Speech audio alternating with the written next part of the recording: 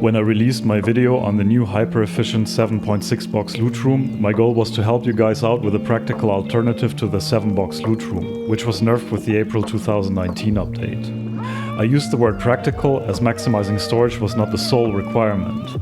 My goal was to find a design that would also be suitable for the start of the wipe, which means not requiring any blueprints or expensive items, work in confined spaces such as the mini frustrator where the chute restricts movement and therefore the ability to place some boxes, be forgiving with the placements so that you don't have to become an expert in box alignment to build it, that it ideally works well with sheet metal walls, and that you can rebuild it if the boxes get destroyed in a raid. Allow to replace the door with all the boxes placed, and be easy to use with several people. If you play in a clan, you know why. Nevertheless, the video seems to have launched a competition laser focused on maximizing the capacity while neglecting all other requirements. In particular, the insight that small boxes and barbecues are way more efficient than large boxes seem to have hit a nerve. I received dozens of screenshots and videos showcasing even more efficient designs. And while I cannot show you all of them, I want to highlight a few approaches. One common approach was to use a square floor tile for more space in the upper compartment and to use more barbecues. This is the design by Old Fucking Fucker with 8.8 large boxes. The lower part of this design ended up in the 7.6 box loot room. Necrosis managed to squeeze in more barbecues for a total of 9.6 large boxes. Squat achieved the same capacity of 9.6 large boxes with a more elegant placement approach. Two designs pursued the idea that if barbecues in small boxes are more space efficient, then loot rooms using solely these two items should provide even more storage. Dead Z's design provides the equivalent of 9.47 boxes. Supplied got it all the way up to 10.73 large boxes with this approach, reaching the heights of what Twizited and Red Moon just showed a few days ago. Lord Desert and Supplied also looked into the use of drop boxes. Thanks to the clever combination of drop boxes, small boxes and barbecues, both of them managed to squeeze in the equivalent of about 12.8 large boxes into a 1x1. That's the same as 3 traditional loot rooms. In this video, I'm going to show you how to build Lord Desert's design and how to turn it into a simple bunker base.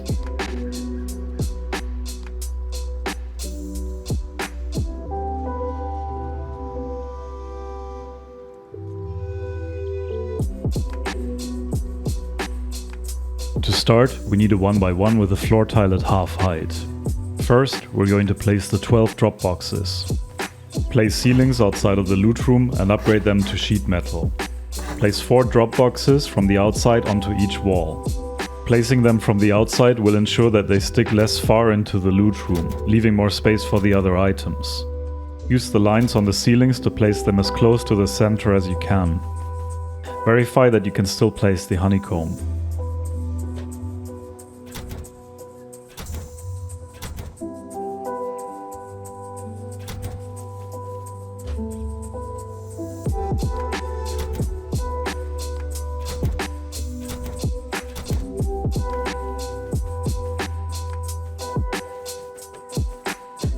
Next, place the rear 3 barbecues and boxes. Make sure that they are as far back as possible. The forward legs should sit on the 3rd row of dots on the sheet metal foundation. The outer barbecues don't necessarily have to be as far to the side as possible. The forward barbecues have to be placed very exactly or you won't be able to crouch into the loot room. Rotate them so that the lid opens away from the drop box. Align the rear 2 legs with a horizontal line on the foundation. If there are 5 dots between the leg and the wall, they should be close enough to the wall to allow you to pass through. The small boxes should also go as close to the drop boxes as possible.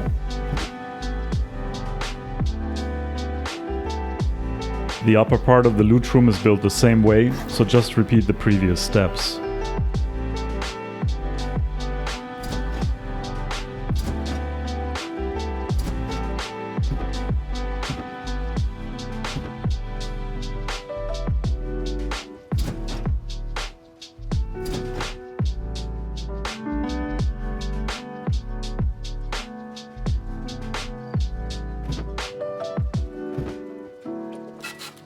You may wonder how to access all those items, in particular the drop boxes in the back. The forward drop boxes are best accessed from the front of the loot room. To access the rear drop boxes, crouch into the loot room. It's not intuitive, but the drop boxes on the back wall are accessed through the barbecues. Move your pointer back and forth over the barbecue. Watch for the open symbol to flicker to recognize when you're looking at the drop box behind the barbecue. And there you have it, a loot room with 12 drop boxes, 10 barbecues and 10 small boxes, which is the equivalent of 32 small boxes or 12.8 large boxes. And the best thing is, you can even add the garage door afterwards.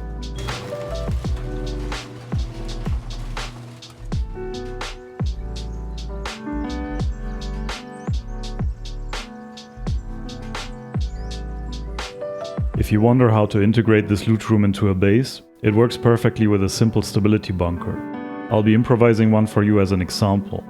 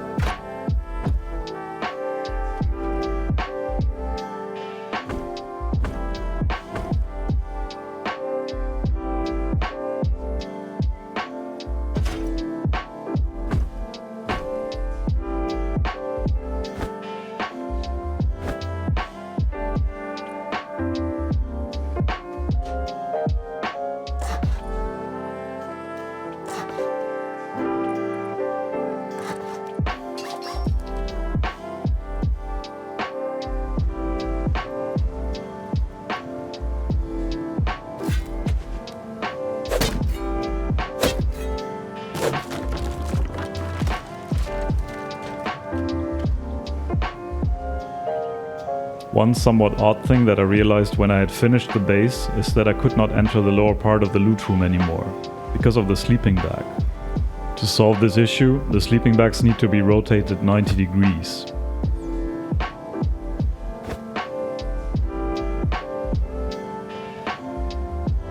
For the cost of 13k metal fragments and 160 high qual, you get a base where it takes at least 23 rockets to raid either main loot or the TC, and at least 26 rockets to raid both. Thanks to the compact loot room, the upkeep of 2.5k metal fragments and 26 high qual remains manageable. Of course, the design has its downsides. Cramming that much loot into a single space creates a single point of failure. Further, the design heavily dictates the build steps of the base. Nevertheless, I hope you found this design inspiring. Until then, Evil Wurst, out.